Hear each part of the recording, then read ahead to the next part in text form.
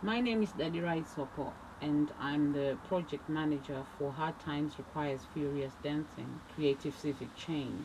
This is the third in the series of my nuggets of wisdom. 2020 became a year that was synonymous with great change. One of the most poignant moments, it started with all of us realizing how life had become quite delicate. When we noticed that a lot of people were losing their loved ones or their loved ones were falling ill, all this was happening before us.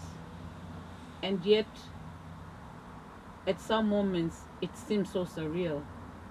We wanted to continue working and we didn't give ourselves time to stop and think about how valuable life was. We were lucky to be alive. We were lucky to have lived through that pandemic and not be directly touched by it. We realized that we would be touched by the pandemic itself. In the work that we were doing, we lost a lot of loved ones. We needed to be grateful just for being able to breathe and to continue. We began to look at us, the steering group. How did we become where we are? The story of our creative civic change during the pandemic goes on to notice a few things that maybe aren't so obvious, arts project or in a creative project, but celebrating small victories, something we took for granted then, that I know now when I look back, we needed to take time to say, yeah, we are grateful that it happened the way it did. Celebrating the fact that we could switch from meeting face to face to meeting on Zoom, for instance, which is something that I realized because of a lot of digital poverty. Others couldn't do it. We did. We jumped straight onto Zoom and we continued to meet. We even met more frequently. We met sometimes weekly, sometimes bi-weekly. We also learned to be gentle with ourselves.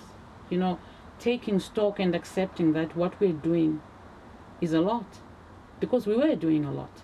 The small victories also go a long way to the community as well.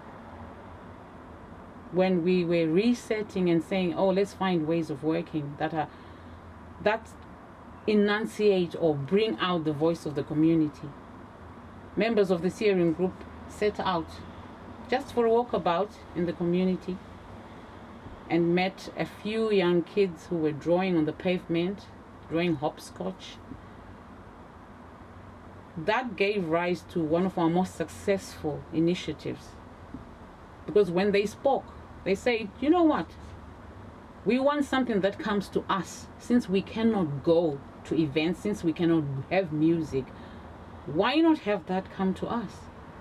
And it is that bore the idea of music or art coming straight onto the doorstep of our communities.